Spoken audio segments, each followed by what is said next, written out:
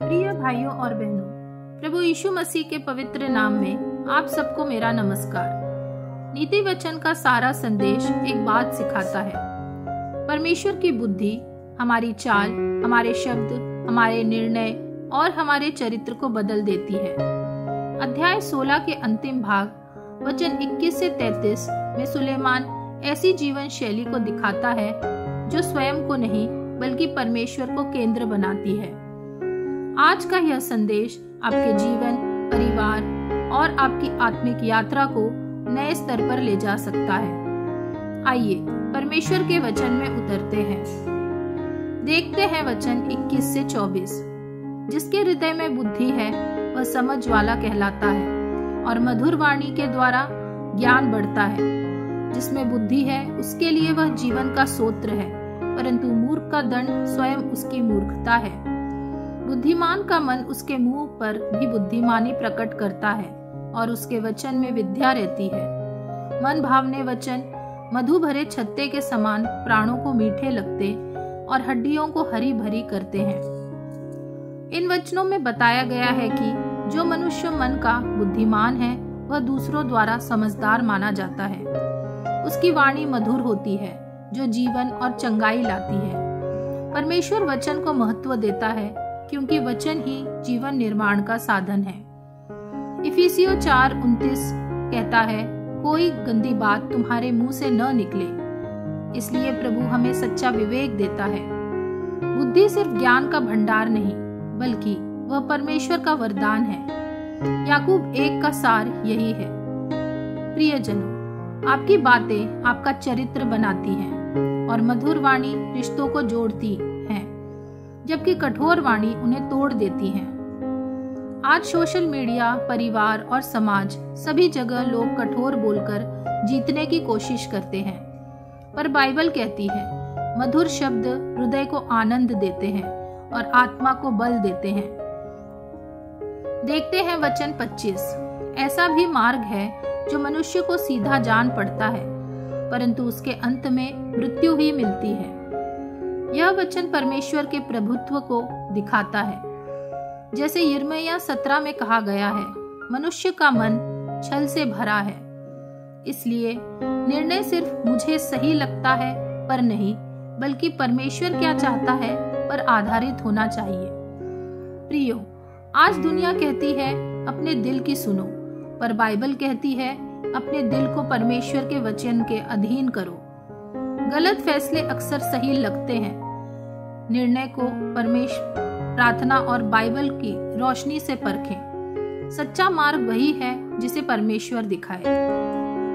देखते हैं वचन 26 और 27। परिश्रमी की लालसा उसके लिए परिश्रम करती है, उसकी भूख तो उसको उभारती रहती है। अधर्मी मनुष्य बुराई की युक्ति निकालता है और उसके वचनों से आग लग जाती है। काम परमेश्वर द्वारा स्थापित सिद्धांत है। मेहनती इंसान अपने लिए नहीं बल्कि अपने परिवार और समाज के लिए आशीष बनता है, पर दुष्ट मनुष्य आग लगाता है, विवाद फैलाता है। यह वही है जिसे याकूब 3 में जीभ की आग कहा गया है। परमेश्वर झूठ और कलह बोने वालों से घृणा करता है। इसे आप देख सकते हैं नीति वचन 6:16 से 19 में। इसलिए परिश्रम जीवन को आगे बढ़ाता है, पर गपशप, षड्यंत्र, चुगली ये सब मन को और समाज को नष्ट करते हैं। देखते हैं वचन 28 से 30। टेढ़ा मनुष्य बहुत झगड़े को उठाता है और कानाफूसी करने वाला परम मित्रों में भी फूट करा देता है। उपद्रवी मनुष्य अपने पड़ोसी को फुसलाकर कुमार्ग पर चलाता है। आंख मूंदने वाला छल की कल्पनाएं करता है और होठ दबाने वाला बुराई करता है। परमेश्वर शांति का परमेश्वर है। पहला कुरिन्थियों 14 का सार यही है। झगड़ा कराने वाला, चुगलखोर और फूट डालने वाला व्यक्ति परमेश्वर की इच्छा के विपरीत चलता है। बुराई का प्रभाव धीरे धीरे मन को कठोर करता है। पहला कुरिन्थियों 15:33 कहता है, बुरी संगति अच्छे चरित्र को बिगाड़ देती है। इसलिए प्रियो, विवेक से संगति चुननी चाहिए। बाइबल चेतावनी देती है कि विभाजनकारी व्यक्ति से दूर रहना चाहिए। आगे बढ़ते हुए देखते हैं वचन 31 और 32। पके बाल शोभायमान मुकुट ठहरते हैं, वे धर्म के मार्ग पर चलने से प्राप्त होते हैं। विलंब से क्रोध करना वीरता से और अपने मन को वश में रखना नगर को जीत लेने से उत्तम है। सफेद बाल या वृद्ध अवस्था धार्मिक जीवन की महिमा मानी गई है। लय व्यवस्था 19:32 कहता है, सफेद बालों वालों के सामने खड़े होना। बुजुर्गों का सम्मान घर में आशीर्वाद लाता है, उनके अनुभव जीवन को दिशा देते हैं। वचन 32 हमें बताता है कि परमेश्वर धैर्यशील को सामर्थी कहता है। जैसा कि गलातियों 5 में आत्मा का फल धैर्य और आत्मसंयम बताया गया है। आज दुनिया तेज गुस्सा को ताकत समझती है, पर बाइबल कहती है जो अपने मन पर संयम रखता है वह वीर से बढ़कर है। गुस्से पर नियंत्रण सफलता की कुंजी है, रिश्तों में भी, सेवा में भी, हर जगह। अंतिम 33 वचन देखते हैं। चिट्ठी डाली जाती तो है, परंतु उसका निकलना यहोवा ही की ओर से होता है। यह वचन हमें बताता है कि मनुष्य योजनाएं बनाता है, पर अंतिम निर्णय परमेश्वर का होता है। प्रेरितों ने भी 12वें चेले के चुनाव के लिए परमेश्वर से प्रार्थना के साथ चिट्ठी डाली थी। इसे आप देख सकते हैं प्रेरितों के काम 1 अध्याय 26 वचन में। परमेश्वर अपनी इच्छा से सब बातों को भलाई के लिए मिलाकर काम करता है। प्रियजनों, परमेश्वर की इच्छा में चलना ही हमारा सबसे सुरक्षित जीवन है। हर निर्णय को उसकी इच्छा के अधीन रखें। भाइयों और बहनों, नीति वचन 16, 21 से 33 हमें 3 मुख्य शिक्षा देता है।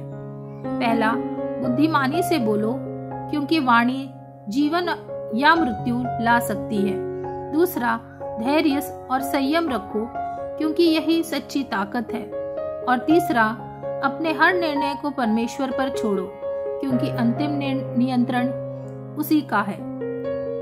आइए प्रार्थना करें कि परमेश्वर हमें इन 3 शिक्षाओं पर चलने की ताकत दे। हे स्वर्गीय पिता, धन्यवाद कि तूने अपने वचन से हमें बुद्धि देता है।